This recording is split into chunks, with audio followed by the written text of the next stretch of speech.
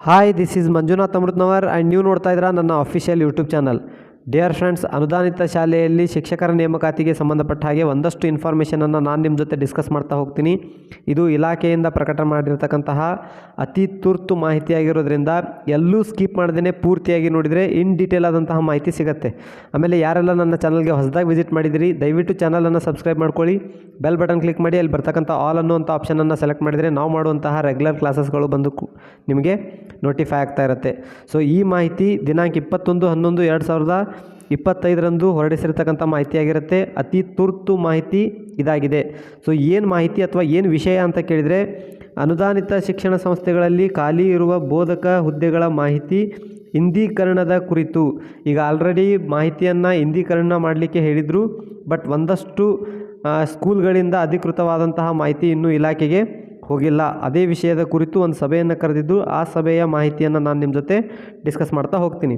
So ಏನು ವಿಷಯ ಅಂತ ಹೇಳಿದರೆ, ಮೇಲ್ಕಂಡ ವಿಷಯಕ್ಕೆ ಸಂಬಂಧಿಸಿದಂತೆ ಶ್ರೀ ಎಸ್ ಮಧು ಬಂಗಾರಪ್ಪನವರು, ಮಾನ್ಯ ಶಿಕ್ಷಣ ಸಚಿವರು, ಕರ್ನಾಟಕ ಸರ್ಕಾರ ಇವರ ಅಧ್ಯಕ್ಷತೆಯಲ್ಲಿ ದಿನಾಂಕ 21/11/2025 ನಡೆದ ಜೂಮ್ ಸಭೆಯಲ್ಲಿ, ಅಂದರೆ ಶುಕ್ರವಾರ ದಿನ ಒಂದು ಸಭೆ ನಡೆಯುತ್ತೆ, ಜೂಮ್ ಮೀಟಿಂಗ್ ನಡೆಯುತ್ತೆ. ಆ ಜೂಮ್ ಮೀಟಿಂಗ್ನಲ್ಲಿ ತಿಳಿಸಿದಂತೆ 2015ರಿಂದ 2020ರವರೆಗಿನ ಅನುದಾನಿತ ಶಿಕ್ಷಣ ಸಂಸ್ಥೆಗಳಲ್ಲಿ ಖಾಲಿ ಇರುವ ವಿಷಯ ಶಿಕ್ಷಕರ ನೇಮಕಾತಿ ಸಂಬಂಧಿಸಿದಂತೆ ತಾಲೂಕು ಹಂತದಲ್ಲಿ ಹುದ್ದೆಗಳ ಇಂದೀಕರಣ ಸಂಬಂಧದ ಪ್ರಗತಿ ಪರಿಶೀಲಿಸಿ ದಿನಾಂಕ 21/11/2025ರವರೆಗೆ 35% ಹುದ್ದೆಗಳ ಇಂದೀಕರಣವಾಗಿದ್ದು, ಪ್ರಗತಿ ಕುರಿತು ಆಕ್ಷೇಪ ವ್ಯಕ್ತಪಡಿಸಿರುತ್ತಾರೆ.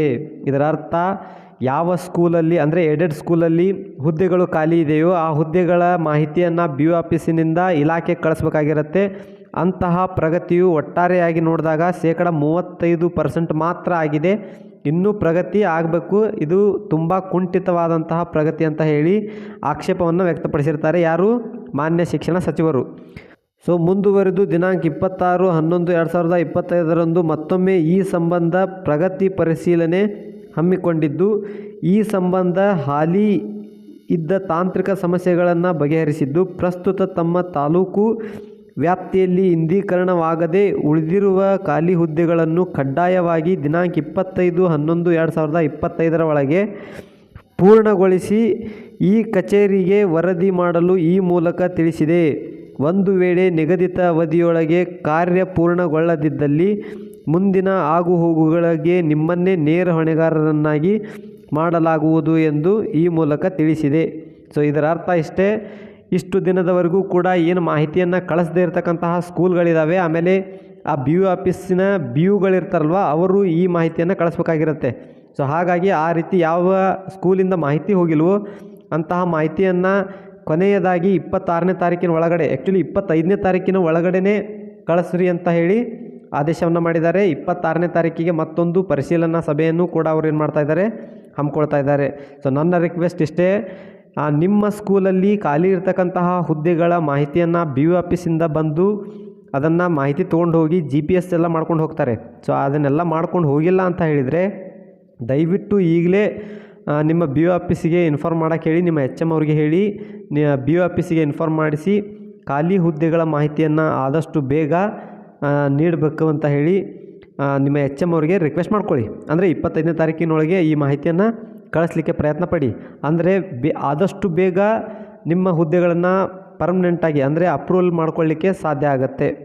ಸೊ ಈ ಆದೇಶ ಮಾನ್ಯ ಉಪನಿರ್ದೇಶಕರು ಆಡಳಿತರವರ ಆದೇಶದ ಮೇರೆಗೆ ಹೊರಡಿಸಲಾಗಿರುತ್ತೆ. ಉಪನಿರ್ದೇಶಕರು ಆಡಳಿತ ಶಾಲಾ ಶಿಕ್ಷಣ ಇಲಾಖೆ ಚಿತ್ರದುರ್ಗ ಸೈನ್ ಹಾಕಿದ್ದಾರೆ. ಸೊ ಯಾರಿಗೆಲ್ಲ ಈ ಆದೇಶವನ್ನು ಕಳಿಸಲಾಗಿದೆ ಅಂತ ಹೇಳಿದರೆ, ಜಿಲ್ಲೆಯ ಎಲ್ಲ ಕ್ಷೇತ್ರ ಶಿಕ್ಷಣಾಧಿಕಾರಿಗಳು, ಶಾಲಾ ಶಿಕ್ಷಣ ಇಲಾಖೆರವರುಗಳ ಅಗತ್ಯ ಕ್ರಮಕ್ಕಾಗಿ ಅಂತ ಹೇಳಿ ಪ್ರಸ್ತುತಪಡಿಸಿದ್ದಾರೆ. ಸೊ ಎಲ್ಲ ಮಾಹಿತಿಯನ್ನು ಕೂಡ ಆದಷ್ಟು ಬೇಗ BO ಆಫೀಸಿಗೆ ಸಬ್ಮಿಟ್ ಮಾಡಿ. ಅಂದರೆ ಬೇಗನೆ ನಿಮ್ಮ ಫೈಲ್ಗಳು ಮೂವ್ ಆಗ್ತವೆ, ಬೇಗ ನಿಮ್ಮ ಹುದ್ದೆಯೂ ಕೂಡ ಅಪ್ರೂವಲ್ ಆಗಿ ಬರುತ್ತೆ. ನೀವು ಸಂಬಳವನ್ನು ಕೂಡ ಆದಷ್ಟು ಬೇಗ ಪಡೆದುಕೊಳ್ತೀರಿ. ನೀವು ಎಷ್ಟು ಇದನ್ನು ಮಾಹಿತಿ ಕೊಡೋದನ್ನು ಡಿಲೇ ಮಾಡ್ತೀರೋ ಅಷ್ಟು ನೀವೇ ತೊಂದರೆಗೆ ಒಳಗಾಗುವಂಥದ್ದು. ಸೊ ನಿಮ್ಮ ಹೆಡ್ ಮಾಸ್ಟರ್ಗಳು ಇದಕ್ಕೇನಾದರೂ ಈ ಮಾಹಿತಿಯನ್ನು ನೀಡಲಿಕ್ಕೆ ಡಿಲೇ ಮಾಡಿದರೆ ಅವರಿಗೆ ನೀವೇ ಇದನ್ನು ತೋರಿಸಿ ಆದಷ್ಟು ಬೇಗ BO ಆಫೀಸಿಂದ ಅವರನ್ನು ಕರೆಸಿ, ಅಂದರೆ BOಗಳನ್ನು ಕರೆಸಿ ನಿಮ್ಮ ಸ್ಕೂಲಿನ GPS ಮಾಡಿಸಿ ನಿಮ್ಮ ಸ್ಕೂಲಿನ ಎಲ್ಲ ಪರಿಶೀಲನೆಯನ್ನು ಮಾಡಿಸಿ ಇಮಿಡಿಯೇಟಾಗಿ ಮಾಹಿತಿಯನ್ನು ರವಾನೆ ಮಾಡಲಿಕ್ಕೆ ತಿಳಿಸಿ. ಅಂದಾಗ ಮಾತ್ರ ನಿಮ್ಮ ಹುದ್ದೆಗಳು ಬೇಗನೆ ಪರ್ಮನೆಂಟ್ ಆಗುವಂತಹ ಸಾಧ್ಯತೆ ಇರುತ್ತೆ. ಸೊ ಇದಷ್ಟು ಇವತ್ತಿನ ಮಾಹಿತಿಯಾಗಿತ್ತು.